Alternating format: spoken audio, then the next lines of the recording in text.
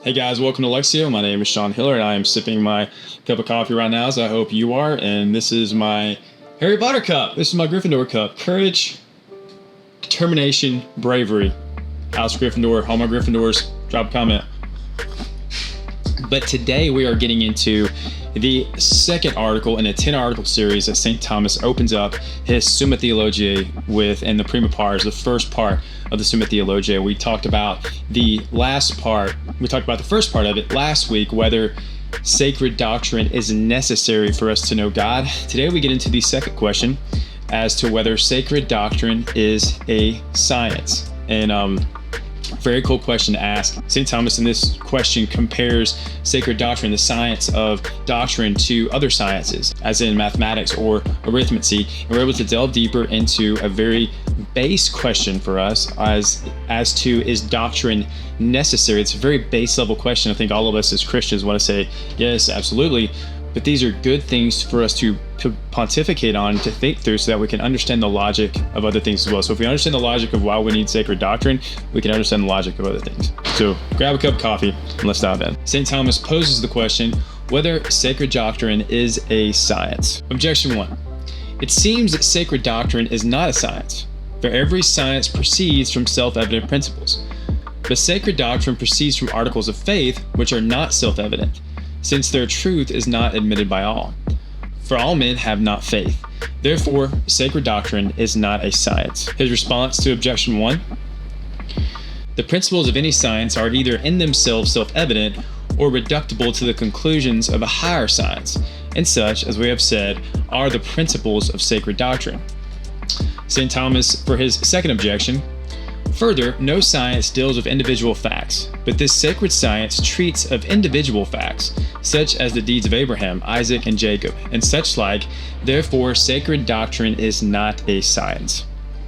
His reply to that objection: individual facts are treated of in sacred doctrine, not because it is concerned with them principally, but they are introduced rather both as examples to be followed in our lives as in moral sciences, and in order to establish the authority of those men through whom the divine revelation on which this sacred scripture or doctrine is based has come down to us. St. Thomas says, after his objections, he says, on the contrary, Augustine says, to this science alone belongs that whereby saving faith is begotten, nourished, protected, and strengthened.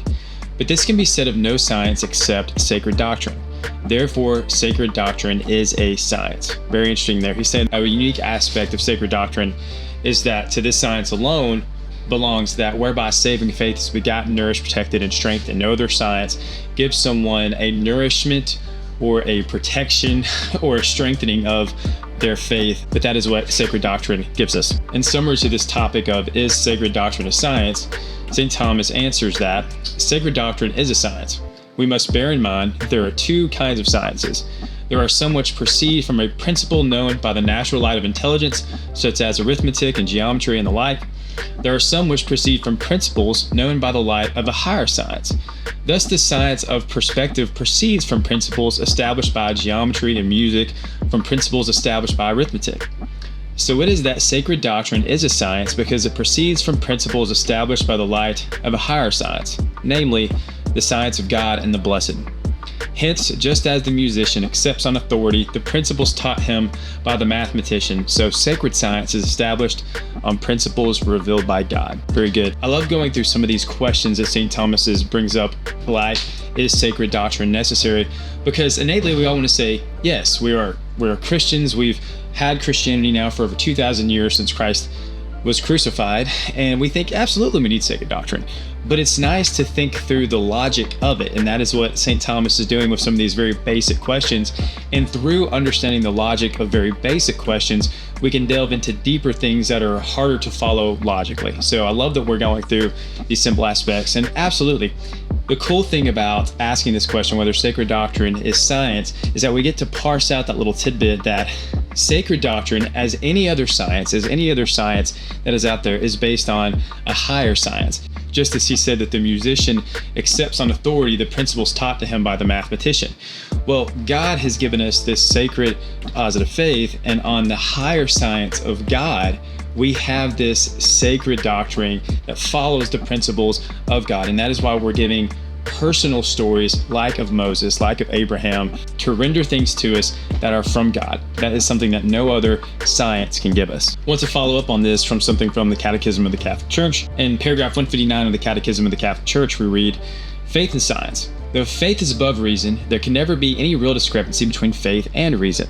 Since the same God who reveals mysteries and infuses faith has bestowed the light of reason on the human mind, God cannot deny himself, nor can truth ever contradict truth. Consequently, methodical research in all the branches of knowledge, provided it is carried out in a truly scientific manner and does not override moral laws, can never conflict with the faith, because the things of the world and the things of faith derive from the same God. The humble and persevering investigator of the secrets of nature is being led, as it were, by the hand of God in spite of himself. For it is God, the conserver of all things, who made them what they are." It is such a beautiful summarization of everything that we just talked about with St. Thomas on if Sacred Doctrine is a science, and it really gleans a lot probably from St. Thomas Aquinas, that the fact that science itself, the truth of science itself, leads us to God, because truth will only allow you to find truth. Guys, I hope going through the Summa Theologiae of St. Thomas Aquinas has been helpful for you. If it is, please subscribe to our channel, ring the bell, so you never miss out on any of our episodes where we're going through the Summa. The name of the channel is Lectio, and we read things through the lens of the church, whether it be the Summa Theologiae, whether it be an ecumenical council, whether it be secular books that the world is reading that we need to understand. How do we take this in as Christians, and how would the church read these things? Are these things good for us to read? We go through another piece of the Summa every Wednesday. Next week we'll talk about the third aspect of the nature and extent of sacred doctrine, which is whether it is one or many. Great question. We'll go through most of the Summa. If we get to some areas that are just totally outdated, we don't need to go through it. I may skip those, but we're going to try to go through as much of it as we can. It may take us 40 years, but hey, that's 40 years well spent. I hope this is edifying for you. We'll see you soon.